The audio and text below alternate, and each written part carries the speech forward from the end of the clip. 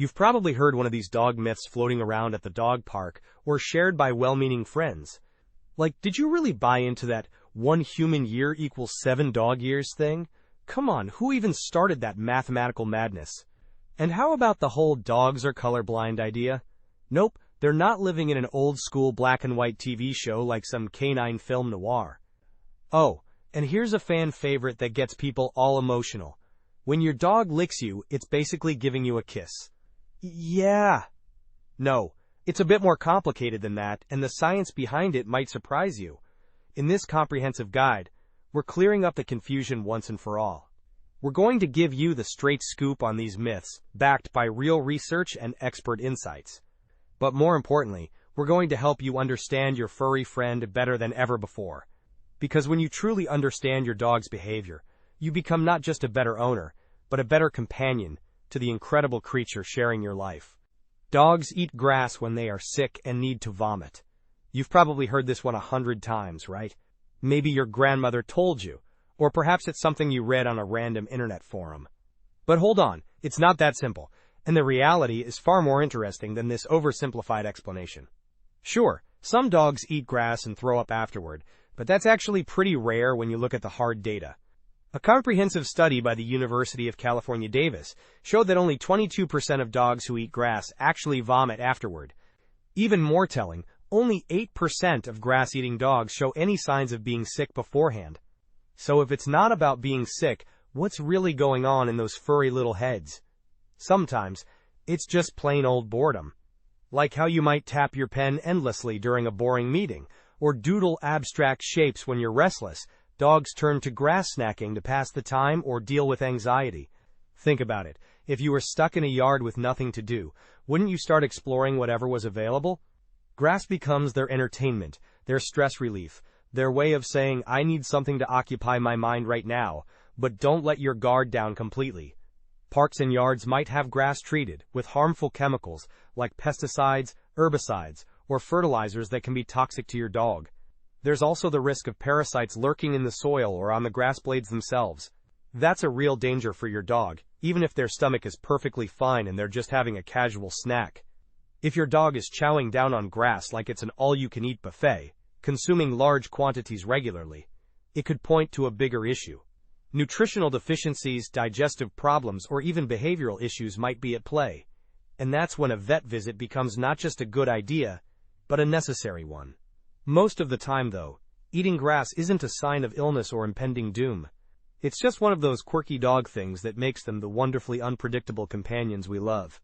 Still, when in doubt, always trust your veterinarian's professional opinion over old wives' tales and internet wisdom. Another myth people love to share with absolute confidence is a tired dog is a happy dog. This one sounds logical on the surface, but let's set this straight once and for all. Just because your dog is panting heavily and lying flat on the floor like a furry pancake doesn't mean they're the happiest pup on the block. In fact, they might be telling you the complete opposite. Sure, exercise is absolutely good for dogs. It's essential for their physical health, cardiovascular system, and overall well-being. But too much of anything, even good things, can backfire spectacularly. Imagine if someone made you run a marathon every single day, regardless of weather, your energy levels, or how you were feeling. You would call that a nightmare, not happiness, right? You'd probably start dreading exercise altogether. Dogs need balance, not exhaustion. They're not machines designed to run until they collapse. Along with walks and playtime, they need opportunities to stretch their brains and engage their incredible intelligence. Mental stimulation is just as important as physical exercise, if not more so for many breeds. Games like food puzzles challenge their problem-solving skills. Hide and seek taps into their natural hunting instincts. Teaching them new tricks exercises their memory and desire to please. Even something as simple as letting them sniff around during walks instead of rushing them along provides mental enrichment that can be more satisfying than a long run. Physical activity keeps their bodies healthy and maintains proper weight, but mental stimulation keeps them sharp, well-rounded, and genuinely content. If you focus only on wearing them out physically, you're missing half the picture of what makes a dog truly happy. Dogs thrive when they get a thoughtful mix of fun challenges and movement. A puzzle toy that dispenses treats can tire out their brain more effectively than an hour of fetch. Training sessions that teach new behaviors engage their minds while strengthening your bond. So, next time you think about tiring your dog out, remember this crucial distinction.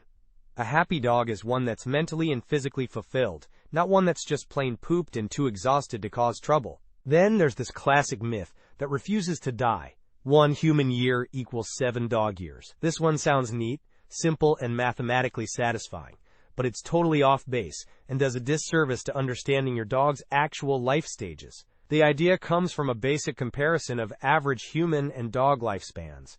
We're talking about roughly 70 years for humans versus 10 years for dogs. Divide one by the other, and you get 7. But dogs don't age like tiny furry humans, and this oversimplification ignores the fascinating reality of canine development. For starters, your dog's first year is an absolute whirlwind of growth and development. They transform from a helpless puppy who can barely open their eyes to a full-grown adult capable of reproduction, complex social behaviors, and independent survival. This incredible transformation is closer to 15 human years of development, not 7. After that dramatic first year, the aging process slows down considerably, and every subsequent dog year is more like 4 to 6 human years, depending on various factors. But here's where it gets even trickier. Size matters enormously in the aging equation. Smaller dogs often live well past 15 years, with some toy breeds reaching 18 or even 20 years old. Meanwhile, larger breeds might only make it to 8 or 10 years due to the physical stress their size places on their organs and joints. A tiny Chihuahua isn't aging at the same rate as a massive Great Dane, and treating them as if they are is misleading and potentially harmful to their care. Giant breeds like St. Bernards or Irish Wolfhounds are considered seniors by age 5 or 6, while a Jack Russell Terrier might not show signs of aging until they're well into double digits. This means that dog years calculations need to account for breed, size, genetics, and individual health factors. That's why sticking to the 1=7 rule is not just inaccurate. It's very misleading when it comes to providing appropriate care, nutrition, and veterinary attention throughout your dog's life. Instead of relying on arbitrary mathematical formulas, celebrate your dog's milestones based on their unique life cycle and individual needs. They might not get a driver's license at 16 or retire with a pension at 65, but every year with your dog is worth celebrating in its own special, irreplaceable way. Another popular myth that needs to be put to rest is dogs are colorblind. When people hear this, they often imagine their poor pups stumbling around in a world that looks like an old television show from the 1950s. Do dogs only see the world in black and white? No, that's absolutely not the case, and the reality is much more interesting. Dogs do see colors, just not as vividly or in the same range as humans do. Their color vision is more limited, but it's far from the monochrome existence many people imagine. They can see shades of blue, yellow, and gray quite clearly, but reds and greens are largely off their visual radar. So that bright red ball you threw onto the green grass? It probably looks more like a dull brown or yellowish blob against a grayish background to your dog. This might explain why they sometimes seem to lose track of toys that seem obvious to you. They're not being stubborn or inattentive, they're just working with different visual information. This difference comes from the structure of their eyes. Dogs have fewer color-detecting cells called cones than humans do. While humans typically have 3 types of cones that allow us to see the full spectrum of colors, dogs only have 2 types, similar to humans with red-green color blindness. But don't worry about your dog missing out on life's beauty. Their world isn't boring or limited, it's just different. Dogs rely much more heavily on movement detection and brightness variations than color differentiation. Their eyes are actually superior to ours in many ways, particularly when it comes to detecting motion and seeing in low-light conditions. Plus, their absolutely amazing sense of smell more than makes up for anything their eyes might miss. While we're admiring the visual beauty of a flower garden, they're experiencing a complex symphony of scents that tells them stories we can't even imagine. So while your dog won't be painting colorful masterpieces or appreciating rainbow displays the way you do, they're doing just fine in their unique, partially colorful world. They've evolved to perceive exactly what they need to thrive as dogs, not as humans with 4 legs. Now here's a myth that's so widespread it's almost hilarious once you understand the truth. Have you heard about dogs feel guilty after misbehaving? You know the scene, the lowered head, the sad eyes that seem to look right into your soul, maybe even a subtle paw shuffle, or the classic pancake position, where they flatten themselves against the floor. It's incredibly easy to believe your dog feels genuine remorse for chewing up your favorite shoes, or knocking over the trash can and spreading garbage across your kitchen floor. That expression looks so human, so relatable, so obviously apologetic. But the truth? That look has much more to do with your reaction than with any complex emotional processing on their part. Dogs are absolute masters at reading human body language and vocal tones. They're like furry behavioral analysts who have spent thousands of years evolving alongside humans, learning to interpret our every gesture and sound. If you walk into a room and find a mess, your frustration, disappointment, or anger is written all over your face, in your posture, and in your voice, even if you think you're hiding it well. Your dog picks up on those signals instantly, often before you've even fully processed what happened yourself. They're not thinking, "Oh no, I shouldn't have done that, and now I feel terrible about my poor choices." Instead, they're responding to your emotional state with submissive behaviors designed to diffuse potential conflict. They're not apologizing in the human sense. They're being submissive because they sense your displeasure and want to avoid any negative consequences. It's a survival mechanism, not a moral reckoning.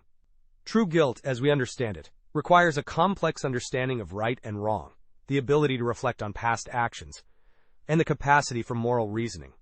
Dogs, despite their incredible intelligence and emotional depth, just don't think that way. They live much more in the present moment than humans do. Yes, their sorry face might tug at your heartstrings and make you want to forgive them immediately. But remember that it's more about avoiding your displeasure than feeling genuine remorse about their actions. Understanding this doesn't make your dog less wonderful. It just makes them more honest than humans in many ways. Instead of focusing on punishment or trying to make them feel guilty, it's much more effective to work on prevention and positive training. Teach them what you want them to do, rather than dwelling on what they shouldn't have done. A further belief that needs serious examination concerns what happens when your dog licks you. The common assumption is that licking equals kissing, pure and simple.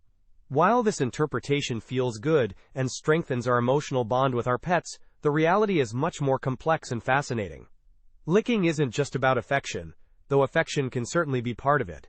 It's one of the primary ways dogs bond with their pack members and explore their environment. When your dog licks you, they're using their incredibly sensitive tongue to gather information about your scent, taste the salt from your sweat, and learn about where you've been and what you've been doing. From their perspective, you're like a walking, talking information source. Your skin tells stories about your day, your stress levels, your health, and even what you've eaten. This behavior starts in puppyhood, when they lick their mother and littermates, as part of normal social bonding and communication. It also feels good for them on a neurological level. Licking releases endorphins in dogs, those feel-good chemicals that reduce stress and create a sense of calm and well-being. So when your dog licks you, they might genuinely be seeking comfort and connection, even if it's not exactly the same as human affection. But here's the important catch that many dog owners don't consider. Dog saliva can carry bacteria that's potentially harmful to humans. One particular concern is Capnocytophaga, a bacteria that's normal and harmless in dog mouths, but can cause serious infections in humans, especially those with compromised immune systems, diabetes, or other health conditions. Letting dogs lick open wounds, cuts, or sensitive areas like your face and mouth can lead to infections that range from minor to life-threatening. While healthy adults with strong immune systems can usually handle occasional licks without problems, it's not worth the risk for everyone. Dogs might also lick obsessively if they're stressed, anxious, or dealing with underlying behavioral issues. Excessive licking can become a compulsive behavior that signals they need help managing their emotional state. Interestingly, some dogs seem to focus their licking on specific spots on their owner's body, and there are documented cases where this behavior has led to the discovery of skin cancers or other health issues. While dogs aren't trained medical diagnosticians, their incredible sense of smell can sometimes detect changes in our bodies that we haven't noticed yet. While an occasional lick from your healthy dog is generally harmless and can be part of your bonding routine, it's best to keep things balanced and hygienic for everyone's safety. You can enjoy the affection without letting it become excessive or potentially problematic. Now you know the truth behind some of the biggest dog myths circulating in popular culture, making you a more informed and effective dog owner. But understanding these myths is just the beginning of developing a deeper relationship with your canine companion. The real magic happens when you start seeing your dog as the complex, intelligent, emotionally rich creature they actually are, rather than projecting human motivations and emotions onto their behavior. Dogs have their own ways of experiencing the world, their own forms of intelligence, and their own methods of communication that are perfectly suited to their species. When you stop expecting them to think like humans and start appreciating how they actually think, everything changes. Their behaviors make more sense. Training becomes more effective. Your bond deepens in ways you never expected. Your dog isn't a furry human child. There's something much more interesting. They're a member of a species that has co-evolved with humans for thousands of years, developing unique abilities to read our emotions, respond to our needs, and form incredibly strong social bonds that benefit both species. They don't need to feel guilt the way humans do to be moral creatures. They don't need to see the full color spectrum to experience beauty and joy. They don't need to age exactly like humans to have rich, meaningful lives worth celebrating. What they do need is understanding, patience, appropriate care, and owners who take the time to learn about their actual needs, rather than assuming what those needs might be based on myths and misconceptions. Every dog is an individual with their own personality, preferences, and quirks. The more you learn about canine behavior, psychology, and biology, the better equipped you'll be to provide the kind of life your specific dog needs to thrive. But there's even more to discover about your dog's amazing instincts and capabilities. From their incredible ability to detect changes in human emotions and health, to their sophisticated social intelligence, dogs possess talents that continue to surprise researchers and dog owners alike. So tune in to our next video, where we'll uncover how dogs can spot potentially dangerous people, detect medical conditions, and use their other incredible talents that might just change how you see your furry friend forever.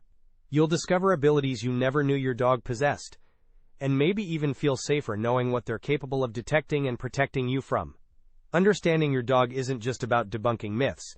It's about building a relationship based on reality, respect, and genuine appreciation for the remarkable creature sharing your life. When you truly understand your dog, you don't just become a better owner, you become a better human. If this information has helped you understand your furry friend better, please subscribe to our channel and share this video with other dog lovers who would benefit from learning the truth behind these persistent myths. Together we can help more people build stronger, healthier relationships with their canine companions based on facts rather than fiction.